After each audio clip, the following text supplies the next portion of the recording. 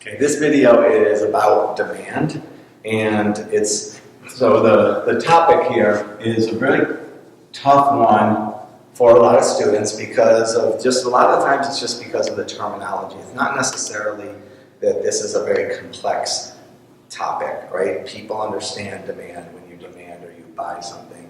It's not, that's not the hard part. The hard part is when we as economists have this terminology of what's the difference between quantity demanded and demand, what's an increase in demand versus an increase in quantity demanded, and that's what I'm going to try to explain to you is some of that terminology, and because that's the most complex part for students. So if you're taking a test and you're looking at questions, you have to be able to determine that in order to get the questions right.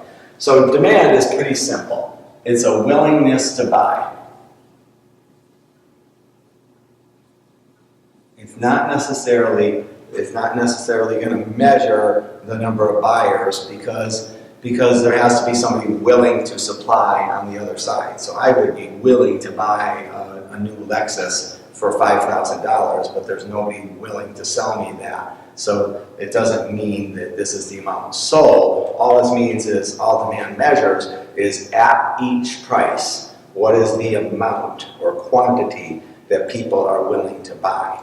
So there's this law of demand simply looks at the relationship between the price, which is the most important factor. So we have a price of the good, some good X, and then we look at and the relationship between that and the quantity of this good demanded.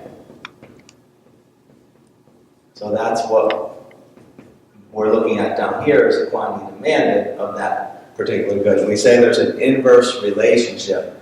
In other words, when the price of a good is high, then let's say we're looking at pizzas, and the price of a pizza is $30, then you might be willing to buy, one of those a year, right? But if the price of pizzas are $10, you would be willing to buy 40 of them a year.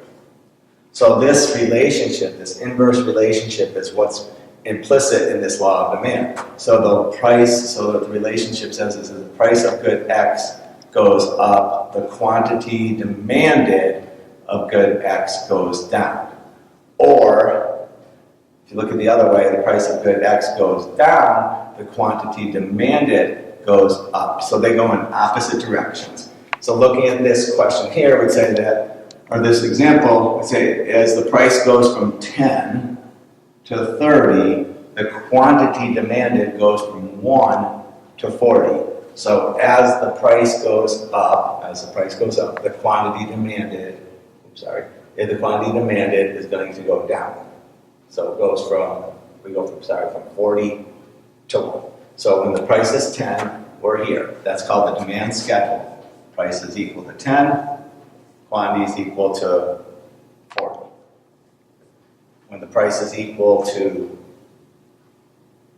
30, the quantity is equal to 1. The price goes up, quantity goes down. Price goes down, quantity goes up. And that's all there is to it. So that's just the simplest way of saying, now the terminology is that as we move from here to here, this is called a change in the quantity demanded. So the word quantity is in there, as opposed to a change in demand. A change in demand would occur if we had a demand let's just stick with our example of pizzas, and we have the price of pizza and the quantity of pizza demanded, and here's our demand curve for pizza, and we'll stick with our examples of that price of 30, we're at 1, and the price of 10, we're at 40.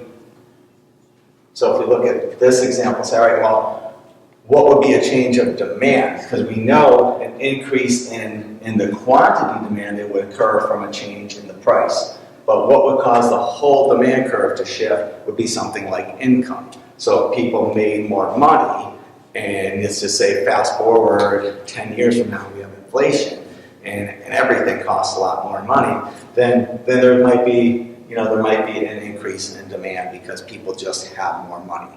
Okay, so if people are going to sell, pay $30 for a pizza, then if I made $1 million a year, then I don't mind buying pizza for more. So if income went up, then I might be willing to buy 20 or 30 pizzas a year at a price of $30. And if the price was 10, I probably would be willing to buy even more, let's just say out here somewhere at 60. So I have a new demand curve that would be out here. My line's not very straight. So this would be my first demand curve, this is my second. So what's the difference between these two? The difference is that this would be an increase in demand. So a shift right is an increase in demand.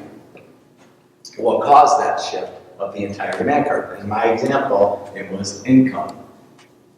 Income changed. So when the income went up, the demand for that product went up, and that means a shift to the right. And the way you interpret that is to say that at every price, there's more demanded. At every price, there's more demanded. And then we can show that by the numbers down here. There are other factors besides income, but all of the factors that shift a demand curve are going to be factors that impact consumers. So for instance, if consumers have a different taste and preference, there's a good report that comes out about broccoli.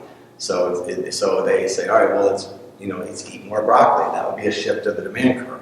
It has nothing to do with the price. We didn't say the price of broccoli changed. If we said the price of broccoli changed and we're looking at the market for broccoli, we would move along this demand curve, right? But we didn't say that. I just said there's a new medical report that comes out that's positive toward broccoli, so that's going to shift the demand curve.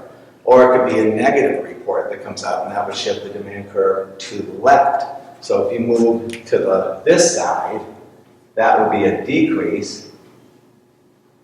And that means that at every price, people would actually want less of it.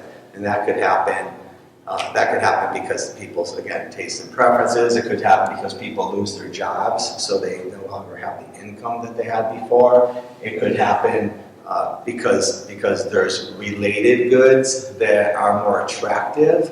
So you find there's another good that takes the place. So, Blockbuster's out of business. Why?